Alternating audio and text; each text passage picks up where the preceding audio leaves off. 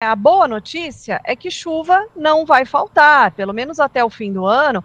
Há uma expectativa de evolução dos volumes de chuva, das áreas de abrangência, e até como você comentou, né, esse ano nós tivemos inverno. Há 2 anos, os 2 últimos invernos foram super fracos, e isso inclusive trouxe consequências para as lavouras de inverno, né, para os cultivos de inverno no sul do país. Esse ano já foi um pouco melhor, porque tivemos horas, né, de temperaturas baixas, o que favoreceu aí o metabolismo das plantas, né, dos cultivos de inverno, e agora a gente vê sim uma tendência de normalidade ao longo desta primavera, né, entre primavera, comecinho de verão, uma expectativa de evolução da chuva, como eu falei, no sentido de volume e também de abrangência, e especialmente agora durante a primavera e nas principais áreas produtoras, sudeste, centro-oeste, chegando também no Mato Piba. Agora, a gente precisa levar em consideração o comportamento do Oceano Pacífico, que, de acordo com os últimos relatórios do NOAA, há uma tendência, assim,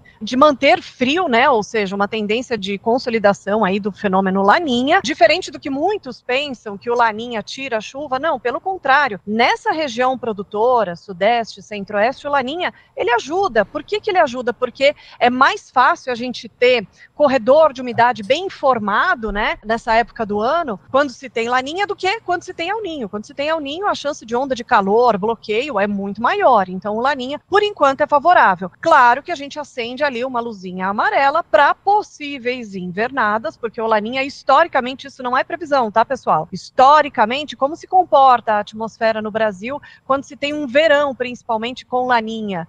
Existe o risco que a gente deve manter ali a luz amarela acesa de invernada, e a gente já sabe o que dá invernada, né? Dificuldade no manejo, excesso de chuva, falta de luminosidade, mas tudo isso a gente monitora daqui para frente. Esse fim de ano é para monitorar especialmente a chuva de janeiro, fevereiro e, claro, final de dezembro também. A gente fica de olho nesse pequeno risco aí que a gente tem por conta justamente aí da consolidação do fenômeno Laninha, de acordo com o último relatório do NOAA.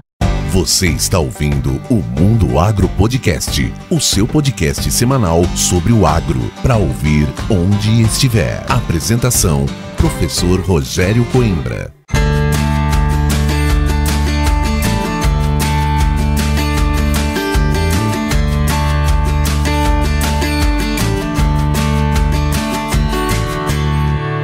Sejam bem-vindos a mais um episódio do Mundo Agro Podcast. E hoje nós temos um apoio especial da Momesso. Desde 1962, a Momesso é sinônimo de tradição, tecnologia e inovação no tratamento de sementes. Seja no tratamento on-farm, profissional ou no industrial. Eles são referência no assunto e sempre trazem o que há de melhor para o mercado, e é claro que a parceria entre a Momesso e o Mundo Agro Podcast é feita para levar ainda mais informação de qualidade para o agro, tanto no Brasil quanto para o mundo. Momesso, o futuro você planta hoje.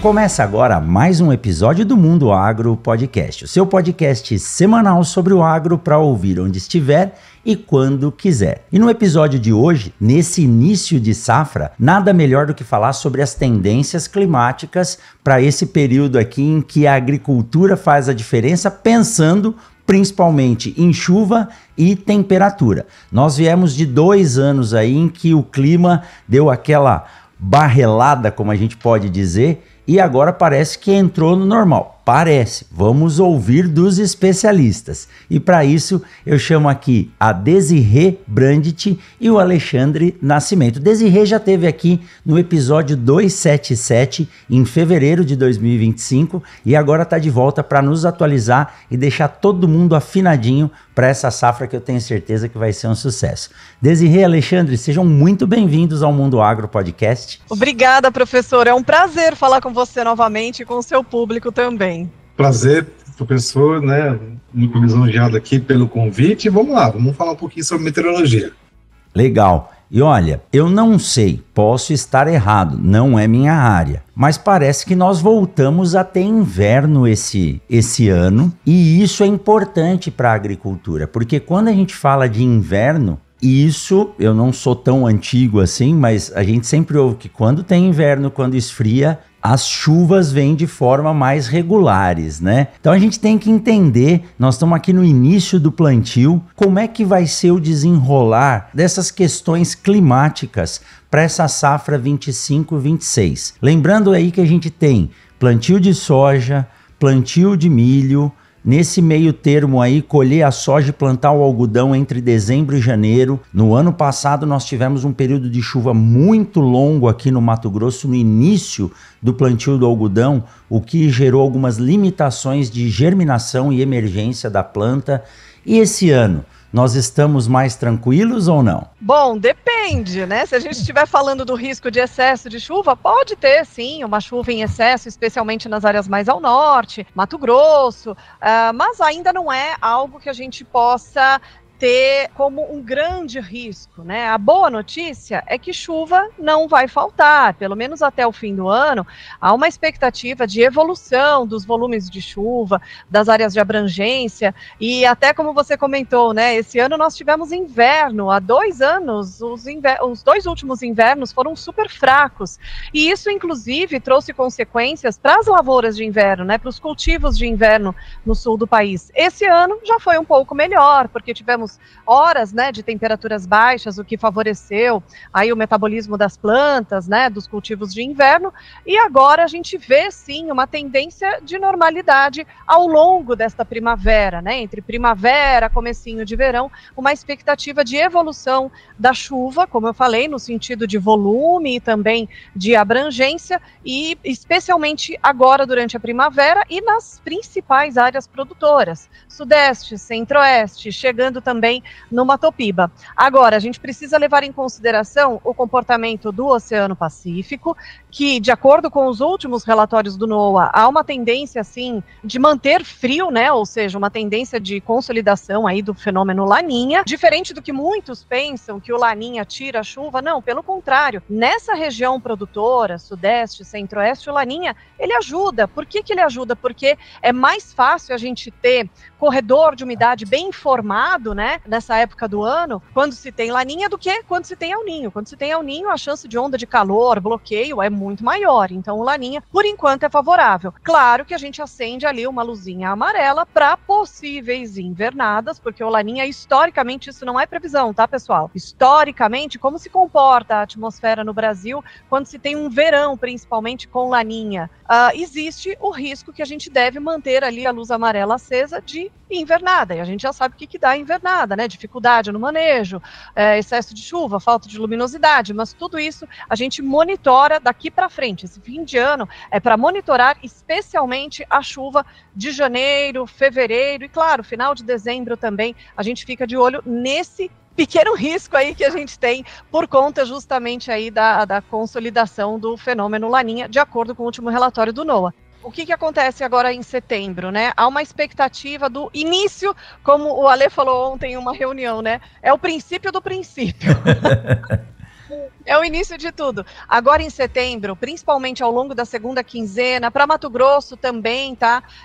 A gente observa, assim, um início ali de instabilidade, ou seja, não há atraso do período úmido. Claro que não vai ser de uma hora para outra que a gente vai ter chuva agrícola, chuva plantadeira para todo mundo.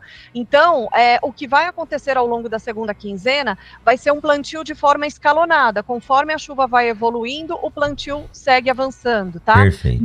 O importante não tem previsão de atraso do início do plantio, porque já tem alguma umidade para acontecer ao longo da segunda quinzena, tá? E em relação à temperatura, nós vamos ter aqueles excessos de temperatura ou vai estar dentro do padrão? Conforme vai chovendo, a gente vai ter livre? Você vai levar um susto na primeira quinzena, aliás, na primeira semana, os primeiros 10 dias, vamos dizer assim, de setembro, que vai fazer muito calor. Certo. Mas isso vai ser até um prenúncio de mudança, de virada de chave, tá? Certo. Porque aí a gente vai ter um pico de calor que vai ser uma condição que a gente chama aqui, né, no Sudeste de pré-frontal. Legal. Né? anunciando que vem aí uma mudança, uma virada de chave, e aí na segunda quinzena, conforme a chuva vai evoluindo, já vai ter mais nebulosidade associada à ocorrência de chuva, esse calor dá uma amenizada. Claro que um dia ou outro vai fazer mais calor, mas não vai ser algo tão persistente. Por enquanto, sem previsão de períodos prolongados de temperatura muito elevada. Aí vai ter onda de calor no início de setembro, previsão de chuva, é normal, e o agricultor já percebeu do Mato Grosso, sem ser o irrigante ou o plantador de algodão, ele espera a primeira semana de outubro para poder plantar, então a gente vai ficar em torno de 1 a 5% até o início de outubro, depois que da primeira semana de outubro aí realmente o plantio evolui numa velocidade maior e mais rápida. Bom, como você falou, né, um dos termômetros, vamos dizer assim, foi exatamente o retorno do inverno, né? Existem outras coisas também que a gente está acompanhando que nos dão aí uma certa segurança, né? Falar em certeza em meteorologia né, é bem difícil, né? A meteorologia, ela, apesar de ser uma ciência exata, existem muitas incertezas que nos acompanham. Mas um dos pontos que foi muito importante, que aconteceu nos últimos meses para os próximos meses, foi a chuva em abundância em praticamente toda a bacia amazônica. E isso a gente já está vendo, né, alguns reflexos disso. Então, quando esquenta, e está esquentando bastante sempre no norte do Brasil, a gente está observando em agosto alguns núcleos de chuva ali no Amazonas, no Acre, em Rondônia. A tendência, à medida que a gente vai deslocando as frentes frias pelo centro e sul do Brasil em setembro, essa umidade ela vai descendo para a região central do Brasil.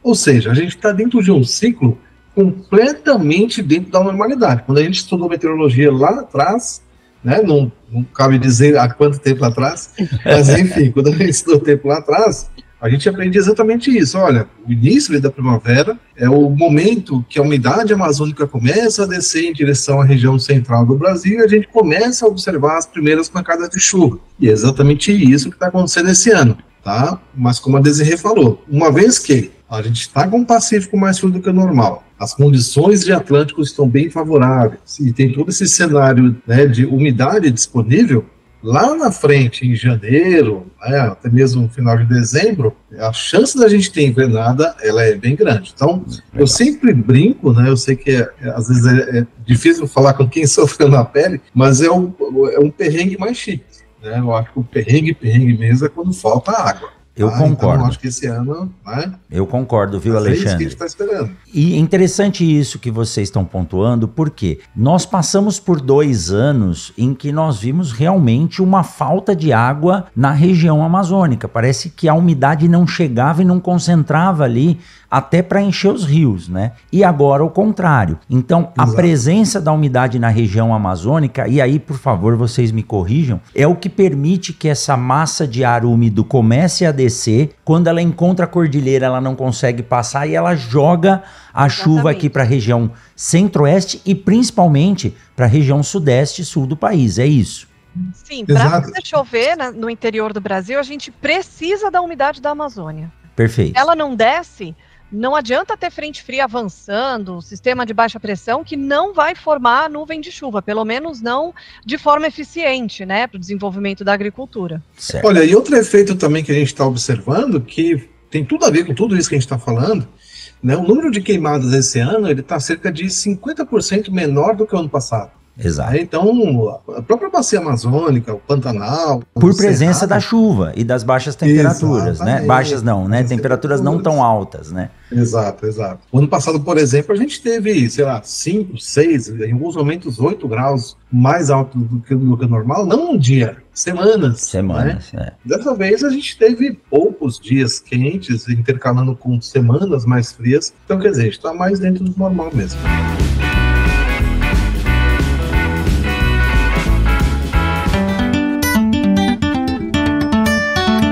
Viver uma jornada de 25 safras de parceria com o produtor rural é algo que merece ser muito comemorado. Essa é a trajetória da Agrosol Sementes, uma empresa que nasceu no coração do Cerrado Mato-Grossense e construiu a sua história lado a lado com quem vive e produz no campo. Com muita simplicidade, credibilidade e resiliência, a Agrosol não abre mão de ter em seu portfólio sementes com altíssima qualidade. Assim, em cada safra, a Agrosol assume um novo compromisso de levar tecnologia e inovação aos negócios rurais. E é graças a essa parceria com o agricultor que a Agrosol segue evoluindo. Agrosol Sementes, há 25 safras gerando prosperidade ao campo.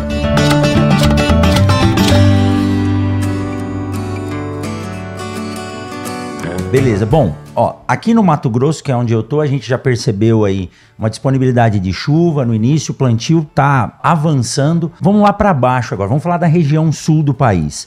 O Rio Grande do Sul, principalmente, sofreu bastante com ou excesso de chuva ou falta de água. Esse ano, como o plantio começa um pouco depois nessa região, que a gente chama de macro 1, né? Como é que é a previsão para esse ano? O gaúcho vai sofrer com muita chuva porque a gente tem essa possibilidade ou não? Por ser o extremo sul, o sistema é um pouco invertido do que a gente vê aqui. A gente sempre fala do famoso efeito gangorra, né? Então, os modelos de previsão, eles estão indicando uma chuva que deve favorecer o Rio Grande do Sul, especialmente nas áreas produtoras, nas principais, ali para o noroeste, centro, norte, nordeste do estado. Mas, da mesma forma que eu acendo uma luz amarela para possível invernada aqui entre o sudeste e o centro-oeste, na virada de ano, comecinho do ano que vem, essa mesma luz amarela é ao contrário lá para o Rio Grande do Sul, mas sobretudo na região da campanha gaúcha, nas áreas mais centro-sul do estado, tá? Isso até algum mapa ou outro mostra alguma irregularidade.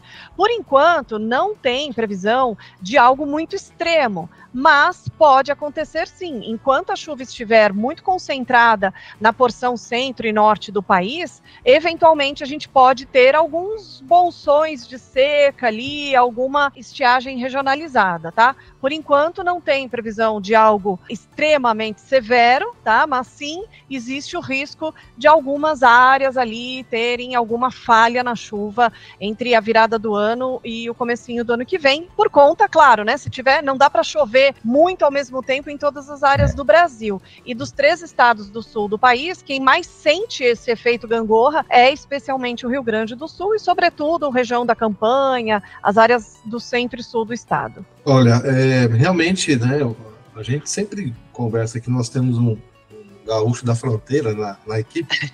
Dom Pedrito. Né, lá de Dom Pedrito. E a gente sempre conversa bastante a respeito, né? O Rio Grande do Sul realmente é complicado, porque qualquer respiro de qualquer sistema tem uma influência, né, e lá. E sobre vamos dizer assim, nesse cenário de mudanças climáticas, qualquer efeito meteorológico ele é potencializado. Então, quando a gente tem o El Niño, foi o que aconteceu ano passado. Né? Quando a gente tem a Laninha, foi o que aconteceu há 2, 3 anos atrás. Então, a gente sempre está, né, de antena ligada no Rio Grande do Sul. E o termômetro disso, né, a gente já viajou bastante pelo país, é o que a gente vê. Você vai lá para Rondônia, quem que planta? Gaúcho. Você vai lá para o Piauí, que você acha que você vai ouvir o sotaque nordestino? Não, é gaúcho. Então, quer dizer, o próprio gaúcho, né, ele terminou, vamos dizer assim, cansando de arriscar, né, na sua terra e foi povoar outras áreas que naquele momento era até uma coisa impensada, né, quando os primeiros ali, os pioneiros saíram de lá para povoar a região do centro-oeste, foram para áreas, né, inóspitas, né, em relação à condição de solo, haja vista, assim, que o cara vai tomar essa decisão é que realmente naquela época já era complicado. Então imagina agora, nesse novo cenário que a gente tem. Então a gente sempre está de olho, por mais que hoje, alguns meses atrás, os modelos não mostrem nada tão absurdo, né, de condição climática severa, mas a gente sempre está de olho, o primeiro olhar é sempre lá para o sul do Brasil, né, especialmente o Rio Grande do Sul, de fato. Boa, Alexandre. Mas é interessante o seguinte, bom, a expectativa, né, para que o agricultor gaúcho passe aí por um período de de mais tranquilidade. Não dá para dizer tranquilidade, porque ele vem sofrendo há muito tempo, mas a gente tem que pensar na cultura do arroz, né, que é o grande forte do Rio Grande do Sul. A soja tem a sua participação, né, mas a gente sabe da dificuldade. Agora, são muitos anos seguidos de dificuldades sem conseguir colher o que precisa, né, comprometendo, inclusive, a safra dessas culturas. E aí a gente precisa, né, e esse ano é um ano de expectativa em que ele não tenha tantos perrengues e consiga aí começar um processo de recuperação. Mas essa visão do gaúcho, né, não de sair do seu Rio Grande por desconforto, mas de buscar novas áreas, nos permite vê-los por todo o Brasil fazendo essa agricultura. E aí agora vamos dar uma virada de chave, Desirê e Alexandre, vamos lá para o outro lado, né? A região norte, tô falando de Piauí, Maranhão, Pará, até mesmo o Acre, né, que planta no mesmo período dos Estados Unidos. É uma região que tem crescido muito a agricultura, o desenvolvimento de materiais para aquela região tem sido forte, principalmente quando a gente fala em soja. O plantio nessa região, ele é mais tardio, né? Então a gente fala de final de dezembro, janeiro, indo até março. São as águas de março findando o verão, mas lá para cima essas águas perduram mais. E como é que tá essa região norte do país, a previsão agora para 2026 para quem faz a cultura da soja nessa região? Aliás, naquela região ali, a cultura é outra, né?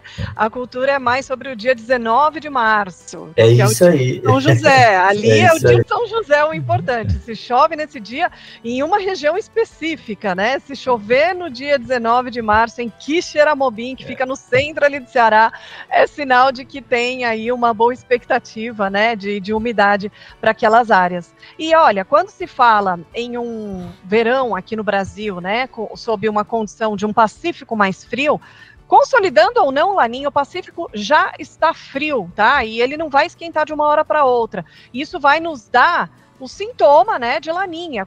Qual é o principal padrão, né, do Laninha? É diminuir a chuva no sul, né, aumentar o risco ali de seca para o sul e diminuir o risco de seca das áreas mais ao norte. Então, há uma boa expectativa para essas regiões. A chuva evoluindo para o decorrer agora das próximas semanas, fim de ano, uma chuva já encaixada, já encorpada, né, começando ali pelo sudoeste da Bahia e avançando. Ali depende também da umidade proveniente da Amazônia. Então a gente tem as primeiras que a gente chama, né, de trovoadas acontecendo ali entre o oeste da Bahia, o Tocantins. Essa chuva vai avançando e aí no começo do ano a gente tem o que a gente chama de quadra chuvosa, né, Ale? Que aí a gente conta com a posição de um sistema chamado Zona de Convergência Intertropical, que é uma banda de chuva que passeia ao longo do ano, tá? No início do ano fica mais voltado ali, encaixado na faixa norte do Brasil, e inclusive essa faixa aí de chuva, né, de muita instabilidade, em outubro, né, que é o pico ali dos furacões ali no Golfo do México, isso é devido ao posicionamento da zona de convergência. Então ela vai migrando, né, nos próximos meses, até que no início do ano vai ser mais uma fonte de umidade para estas regiões. Então, há sim uma boa expectativa de chuva para essas regiões, que deve trazer aí um bom desenvolvimento para estas áreas. Ou seja, né, Alexandre? Então, quer dizer que até o Nordeste esse ano tem uma boa previsão de um volume de chuva que favoreça a agricultura, tanto em grande escala, quanto o pequeno agricultor também, que depende ali, nós podemos dizer, né, de áreas pequenas, né, que é aquela agricultura de fundo de quintal, vai ter aí a força que precisa da chuva esse ano. É isso, Alexandre?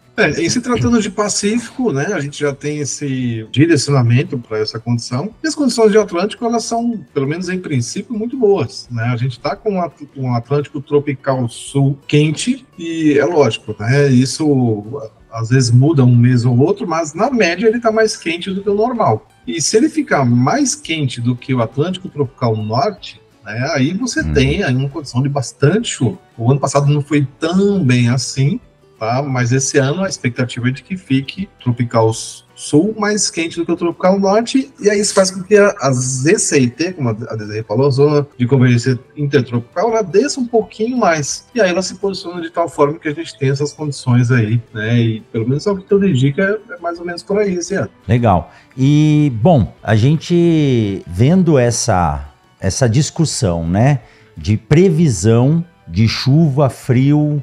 Falar em frio, nós passamos agora de 2025, fazia tempo que eu não via geadas, peguei um dia de frio em Castro, no Paraná, que olha, eu gosto do frio, né, Desirê? Estava dizendo antes da gente entrar que o calor aqui no Mato Grosso é excessivo, né? Você falou, eu queria mudar para aí, e eu falei, eu quero ir para o frio, mas eu passei um frio de doer.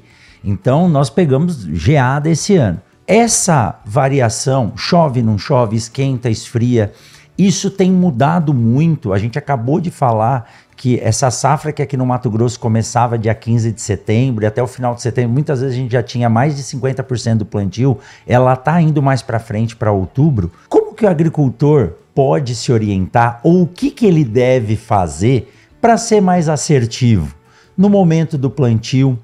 Ou, vamos falar aqui, né, eu puxo a brasa para debaixo da minha sardinha. Aquele produtor de semente de soja que não pode ter muita chuva na colheita, como ele faz para se organizar e para ter uma previsão mais assertiva desse time de plantio ou de ajuste de colheita? Lógico, eu vou dizer a primeira coisa, consulta quem sabe, mas tem formas, tem metodologias para que a gente possa se programar, e eu até digo, embora exista uma janela de plantio, o agricultor ele tem que escalonar independente do tamanho da sua área para que ele mitigue o problema, né? Qual que é a melhor forma dele se organizar? Onde ele deve buscar essa informação? Afinal, se ele começar direito, ele vai ter a possibilidade de lucro. Se ele começar errado, ele só vai tentar diminuir o prejuízo, né? Se a Desirê me permite, né? Eu também vou puxar a sardinha pro nosso lado aqui, né, Dê? Sim, com certeza. Estou esperando isso de você. Eu acho que isso que você falou faz todo sentido, tá? Então, acho que a primeira atitude, né, do produtor é realmente pegar as armas que ele tem a seu favor. E uma delas é exatamente uma consultoria meteorológica. Perfeito. A gente vê hoje em dia, professor, muita informação, né? Hoje em dia, a era da informação, todo mundo tem informação no bolso, tem muita informação disponível e tem muito curioso, tá? Então, assim, você tem sites gratuitos, você tem modelo meteorológico disponível, e aí um cara começa a olhar aquilo ali e ele acha que ele é meteorologista.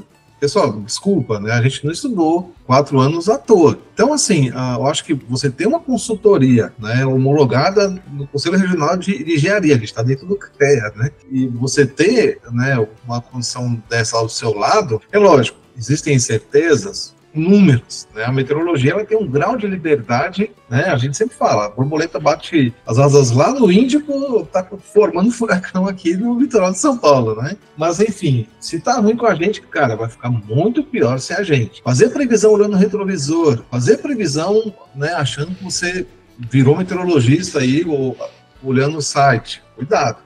Então a gente sempre se coloca à disposição para que a gente possa ajudar, e a gente tem, né, alguns cases de sucesso que a gente pode, né, antes do cara querer contratar, a gente fala, vai, conversa com fulano, com cicrano, enfim, né? Então acho que o primeiro passo é esse, ir lá e buscar as suas armas. E Desirê, isso que o Alexandre está dizendo é importante porque na maioria das vezes, a gente olha como o agricultor, o produtor de grãos que está preocupado em acertar o seu plantio. Mas hoje, a diversificação das culturas no Brasil, ela tem se mostrado, assim, com uma presença tão forte em que o estudo de caso para cada condição tem feito a diferença. Então hoje a gente não pode olhar mais para a fazenda, a gente tem que olhar para o talhão. A gente não pode mais olhar para o estado, a gente tem que olhar para o município, né? Então a gente não pode olhar mais para o estado, a gente tem que olhar para a região como um todo. E ter esse acompanhamento faz toda a diferença. Faz toda a diferença. Vocês conseguem fazer isso como? De forma quinzenal? Vocês emitem boletim? Vocês fazem esse estudo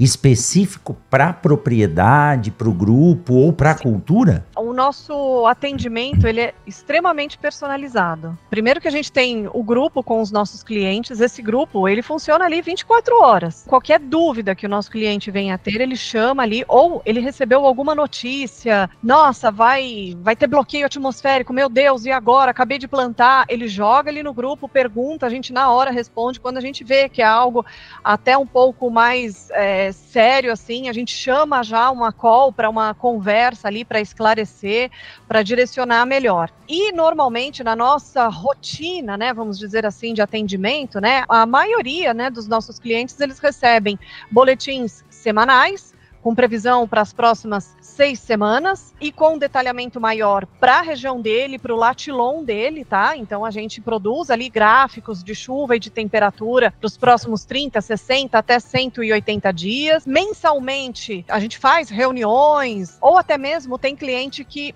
monta uma live e chama convidados, né, para participar da live, para tirar dúvidas, e isso pelo menos uma vez por mês, para uma previsão de longo prazo, e aí a gente vai falar dos próximos meses, da próxima safra, enfim, tem a entrega dos relatórios, diariamente os nossos clientes recebem via e-mail os gráficos da região dele, para ele acompanhar diariamente, né, para os próximos 30 dias ali, porque o modelo de previsão, ele tem ali as suas variações, e quanto mais você acompanhar, melhor você vai ter um horizonte ali, né, do cenário que está previsto ali para aqueles próximos dias, para que ele possa ter a melhor tomada de decisão, tá? Então, tem algo assim, rotineiro, mas tem o nosso atendimento que eu acho que é extremamente importante, né? Mesmo quando ele recebe um gráfico nosso, ele pode olhar para o gráfico e ter dúvidas, então ele chama ali na hora, pergunta, nossa, surgiu uma janela aqui, é isso mesmo? É esse tempo seco mesmo? Ou tá... Faz sentido, não faz, né? Isso aqui faz sentido, e tira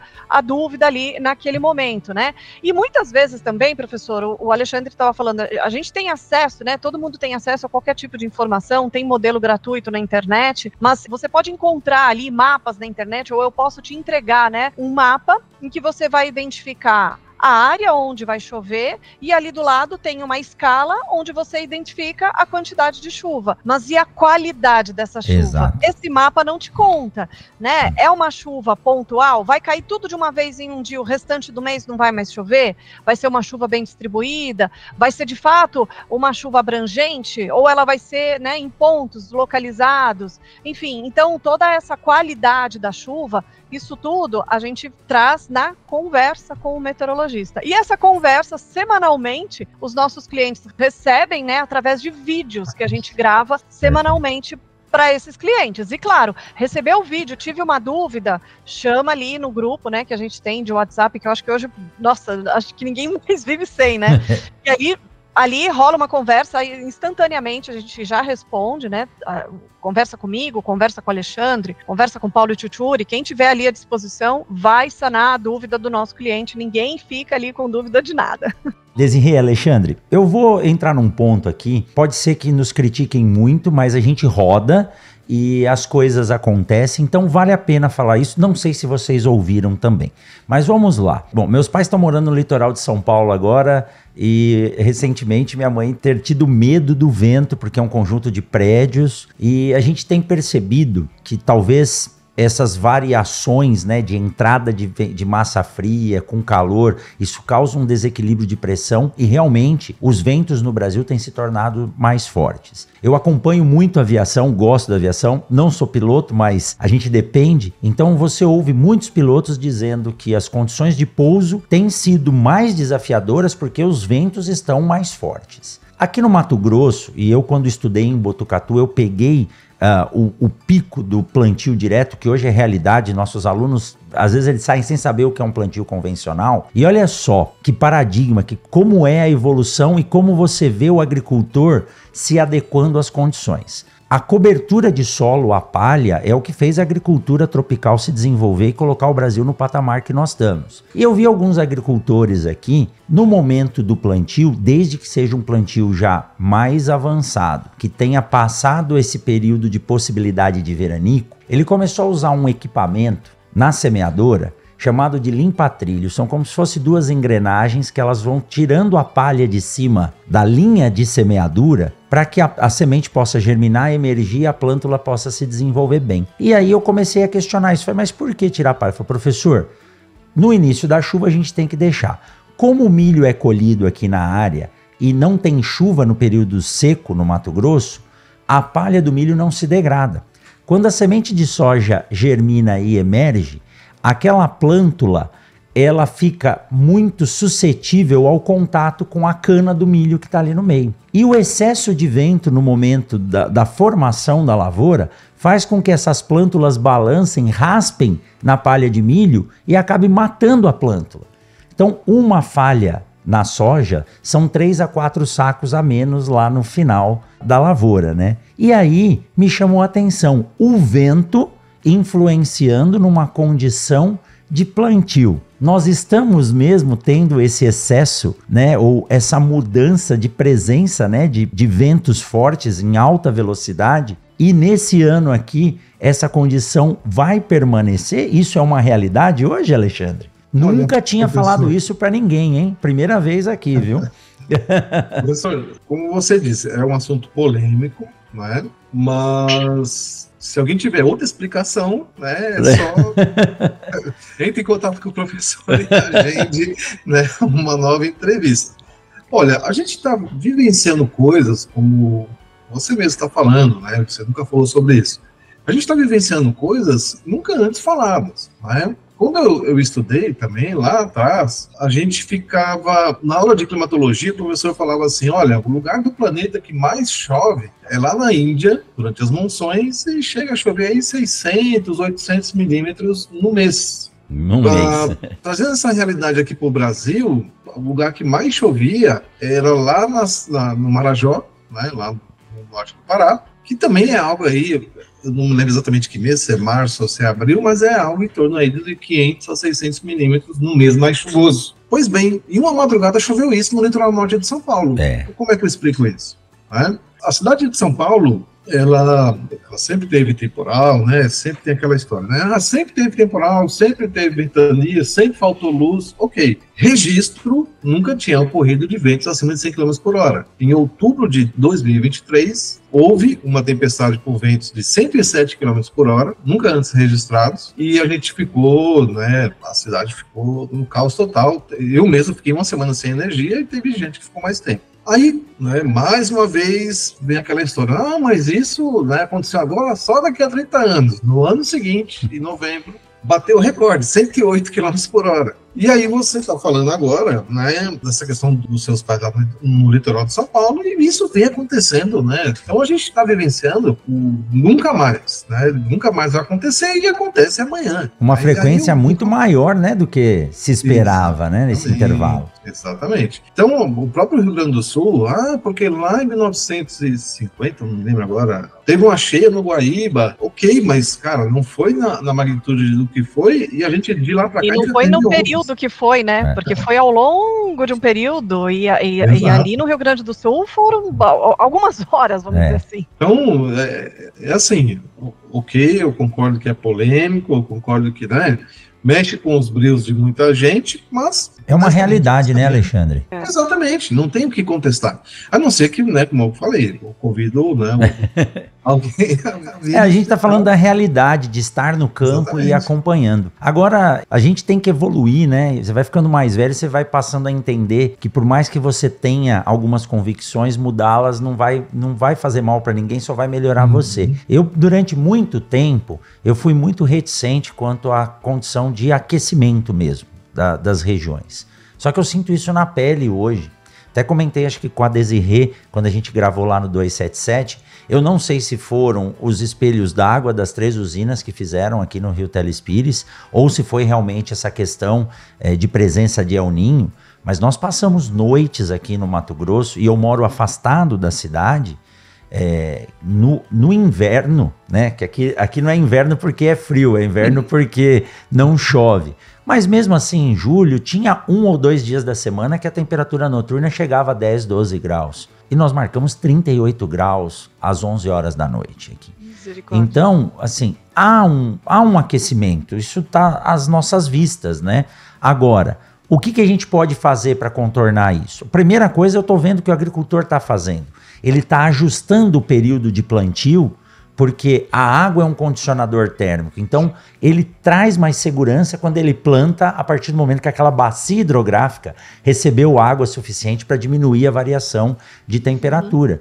Então, eu acho que esse ajuste ele tem que ser feito. Não adianta dar murro em ponta de faca e comprometer o seu negócio, né? Aí você precisa de uma assessoria também para entender o que está acontecendo, porque não é só olhar o clima dentro de um ano, dentro de 6 meses. A gente precisa entender o que está acontecendo semanalmente, né? O agricultor, ele tem a empresa dele a céu aberto. Céu aberto. Né? Então, essas mudanças que a gente tem observado e tem sentido na pele, o primeiro a sentir, na verdade, é o agricultor, né? No Brasil, o primeiro, de fato, a sentir essas mudanças e ter que se adaptar, e eu vejo se adaptando, sim. O agricultor é esperto, ele sabe que ele não vai ficar dando murro em ponta de faca, ele não vai colocar em risco a safra dele. Então, sem dúvida, é uma empresa a céu aberto, é o primeiro a sentir essas mudanças e eles vão se adaptando, né, às novas condições climáticas, né. Isso tem sido bem claro, né, na agricultura do Brasil.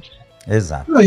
Professor, e até mesmo, vamos dizer assim, né, está dentro da cadeia do agricultor, mas não é exatamente o agricultor, né, mas é a agricultura, enfim, a questão das novas cultivares, né, que já estão sendo projetadas, né, exatamente para num clima mais inóspito, né, de menos umidade, de mais calor. Então, quer dizer, o ser humano ele é super adaptável e a agricultura, caramba, dá aí aula, né, de mitigação aí para todo o planeta. O que eu ouço aqui constantemente, as pessoas, principalmente no setor de semente, professor, existe um produto protetivo para calor, para semente, que a gente passe na semente e ela não vai sentir o calor que tem no sol? Fala, infelizmente ainda não existe. Mas você tem razão, Alexandre. A mudança na forma de desenvolvimento, a arquitetura das plantas, né?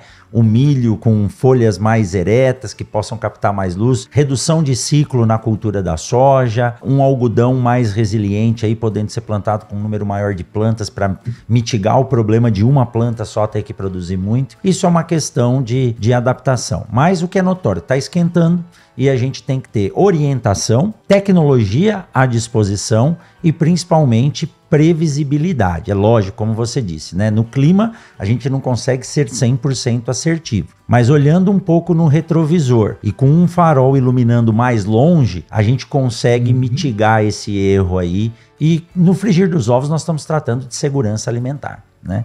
Se a gente tem um problema climático associado a uma falta de tecnologia e desconhecimento, nós podemos comprometer uma safra inteira de um país como o Brasil, que alimenta aí grande parte da população do mundo. Então, essas conversas aqui são importantes.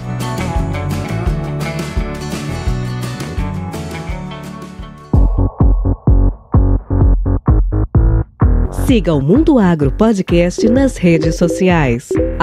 @Mundo Agro Podcast.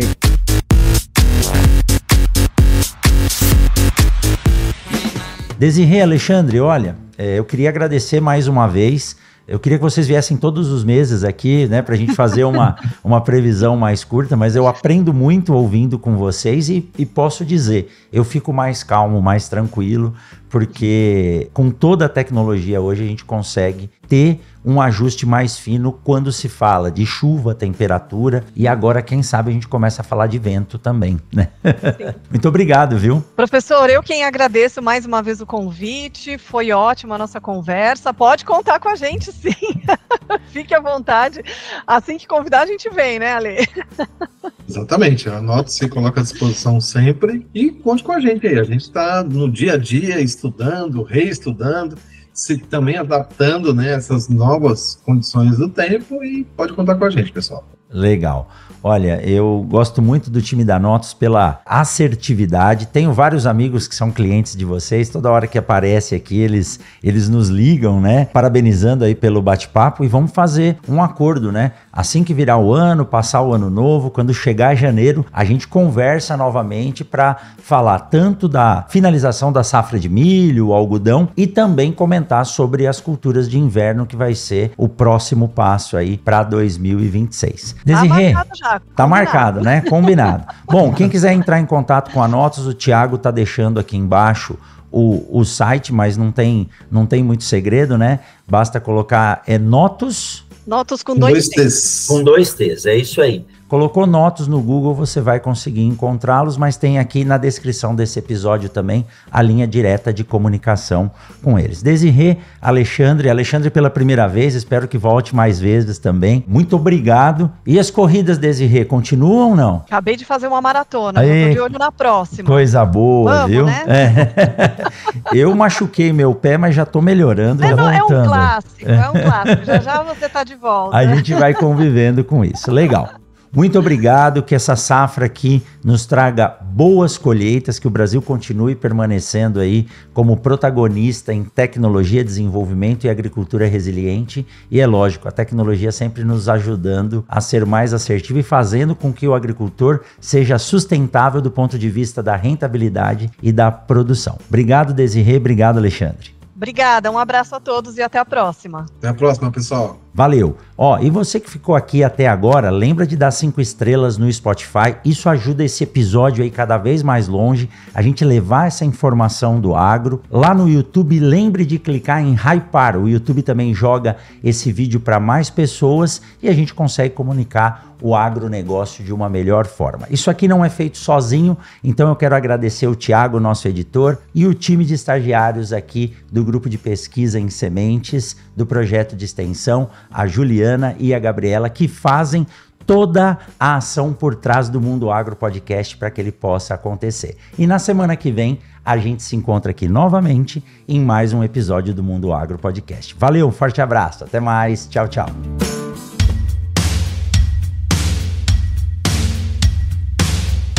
Você ouviu o Mundo Agro Podcast.